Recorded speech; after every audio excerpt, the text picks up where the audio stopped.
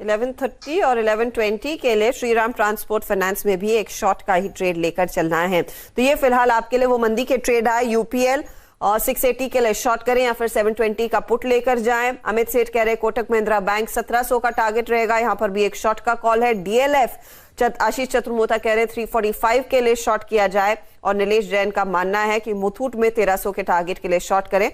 रचना ने कहा श्रीराम ट्रांसपोर्ट में भी एक शॉर्ट का ही ट्रेड बनता है।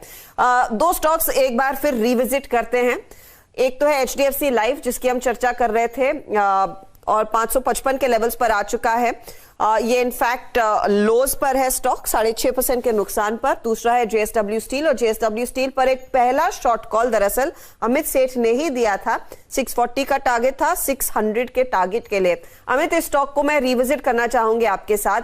ये 626 पर अगर क्लोज दिखाता है इन्हीं लेवल्स पर आखिरी 2-4 मिनटों में, क्या आपको लग रहा है मुनाफा मिले तो बांध ले या फिर कल तक 600 तक पहुंचेगा? होल्ड करें, कैरी करें? हर्षिता मैम, इसमें एक मारुबुजू कैंडल बना है, डेज लो पे क्लोज कर रहा है, तो momentum on the down side काफी स्ट्रांग है। तो मेरे ख्याल से इसमें पोजीशन बना शॉर्ट साइड में बना के रखनी चाहिए। बीएसडब्ल्यू में शॉर्ट साइड की पोजीशन बनाकर चले, ये है फिलहाल आपके लिए ट्रेड। अच्छा, फटाफट टाटा मोटर्स दिखाइएगा। टाटा मोटर्स को लेकर भी काफी ज्यादा ऑप्टिमिज्म था। ये एक आउट परफॉर्मर रहा है 2020 ऑनवर्ड्स और आज देखिए स्टॉक के क्या हाल है। 5% तक की गिरावट। मैं ये नहीं कह रही हूं कि पूरी तेजी हवा हो रही है, लेकिन हाँ, यहां पर पोजीशंस तेजी से अनवाइंड हो रही हैं। ईवी स्टोरी का सबसे बड़ा प्लेयर ये 471 के लेवल्स पर। राजेश सातपुते, इस पर भी एक राय दीजिए आप प्लीज। क्या इसे शॉर्ट करके जाएंगे आज के दिन या लेट हो गया? नहीं, मुझे लगता है हर्षिता जी, देखिए यहाँ पे ओपन इंटरेस्ट देखिए करीबन 13% है और price down by 5.7%। That simply means कि यहाँ पे शॉर्ट बिल्टअप हो रहा है। तो अगर आपको यहाँ पे, हालांकि हो क्या रहा है कि बाजार में गिरावट इतनी तेज है कि आपको एंट्री करना डिफिकल्ट होता जा रहा है, इसलिए आपको ऑप्शंस का सहारा लेना पड़ेगा जहां पर आप शॉर्ट को थोड़ा सा टैकल कर सकते हैं। देखिए ऑप्शंस में अगर काम करना है तो टाटा मोटर्स का 460 का पुट ऑप्शन करीबन 10 रुपए 10.5 रुपए के आसपास मिल रहा है, तो इसे आप लेके जाइए। आपका स्टॉप लॉस जो मेंटेन करना है वो करीबन 7 का करिए और टारगेट सेट करके चलिए एसटीबीटी पॉइंट ऑफ व्यू से करीबन 16 से 18। तो मुझे लगता है टाटा मोटर का जिस तरह से यहाँ पे ब्रेकडाउन है और यहाँ जो शॉर्ट बिल्ड हो रहा है, इसका जो फ्यूचर का टारगेट दिखता है वो रहेगा 440 का। करंट लेवल से 30-40 रुपीज का फॉल टाटा मोटर में ड्यू दिखता है। 440 आप टारगेट दे रहे हैं और 460 का आप कह रहे हैं पोर्ट लेकर जाना चाहिए टाटा मोटर्स में। ये भी देखिए एक मंदी का ही ट्रेड आपके सामने आ खड़ा हुआ है। भारतीय एयरटेल पर भी एक फटाफट व्यू ले लेते हैं। ये भी इनफैक्ट 3.5% के नुकसान पर। और मैं इन स्टॉक्स की चर्चा इसीलिए कर रही हूं क्योंकि दरअसल आखिरी 10-15 मिनटों में, चाहे वो ओएनजीसी हो, चाहे वो यूपीएल हो, चाहे वो टाटा मोटर्स हो, अब वो भारती हो, इनमें 1% की गिरावट और एडिशनल आ गई है। तो देखिए वो ग्राफ अचानक इस तरफ नीचे की तरफ स्लाइस दिखा रहा है, जैसे यहां पर अचानक एक छुरी लगी हो और 3.5% नीचे आए। 690 है भाव। आशीष चतुर्मोता, भारतीय एयरटेल।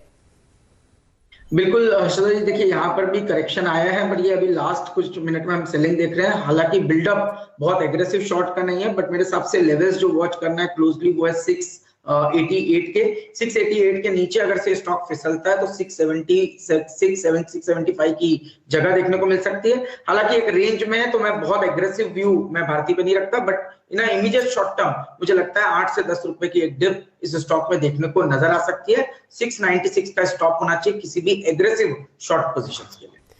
ओके, ये है फिलहाल आपके लिए भारतीय एयरटेल पर भी एक शॉर्ट का ट्रेड, जहां पर हम देख रहे हैं हर टिक के साथ दरअसल बिकवाली बढ़ रही है, मुनाफा वसूली का दबाव बढ़ता हुआ। ये कोई ऑप्शंस में निफ्टी बैंक का ट्रेड दिख रहा है आपको नीलेश? मैं आपसे इसीलिए पूछ रही हूँ क्योंकि आपने कहा 36,500 36,000 तक के लेवल्स देखने को मिल सकते हैं आगे। क्या इस समय अगर उन लेवल्स के लिए कोई ट्रेड लेना है, क्या वो ऑप्शंस के जरिए खेला जाए?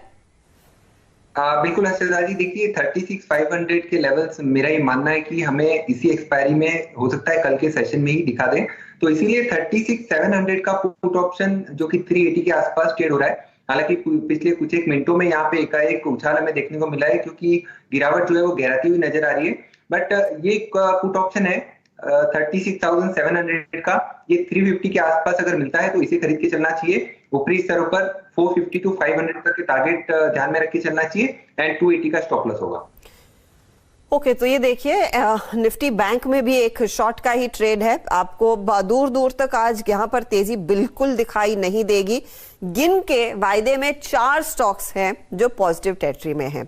उसमें से एक है कमेंस, जिसमें हल्की सी शॉर्ट कवरिंग हुई होगी 1.5% ऊपर। वो टीसीएस देखिए, टीसीएस में इस समय सिर्फ आधे %, जो वो भी टीसीएस वायदे बाजार का ट्रेड दिखाइए। टीसीएस में जोड़ तोड़कर फाइनली आप देखिए आज 3794 के हाई के सामने 3730 के आसपास पोजीशंस क्लोज होती हुई दिखाई दे रही हैं।